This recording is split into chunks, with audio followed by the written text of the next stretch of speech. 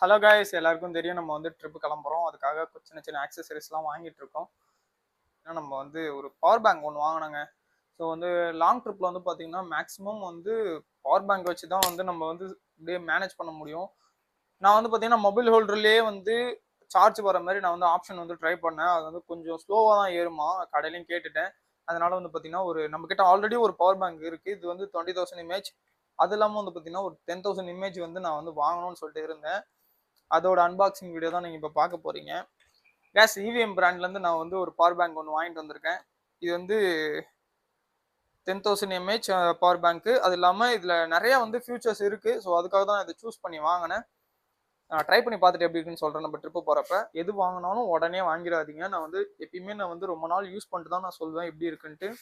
எல்லா கேஜெட்லேயும் சரி நம்ம டைப் சி பின்னு வந்துடும். அதுக்கப்புறம் வந்து பார்த்தீங்கன்னா நான் பவர் பேங்க் காமிக்கிறேன். ஸோ பார்த்தீங்கன்னா இதுதான் அந்த பவர் பேங்க்கு. இதில் வந்து எனக்கு என்ன பிடிச்சிருந்துச்சின்னா எல்லா டைப்ஸ் கேபிளும் இருக்குது. இதில் ஒரு 3 டைப்ஸ் இருக்குது. ஒன்று வந்து பார்த்தீங்கன்னா ஐஃபோன், இன்னொன்று வந்து டைப் சி, இன்னொன்று நார்மல். இந்த எல்லாமே இருக்குது. இது இல்லாமல் வந்து ஒரு ஃபியூச்சர் இருக்குது. நைட் டைமில் வந்து பார்த்தீங்கன்னா நம்ம ஏதாச்சும் ஒன்று பார்க்கணுன்னா, பஞ்சர் ஆகிடுச்சு இல்லை வந்து வண்டியில் ஏதாச்சும் ப்ராப்ளம்னா பார்க்கணுன்னா இது யூஸ் பண்ணிக்கலாம். லைட்டிங் சூப்பராக இருக்குங்க.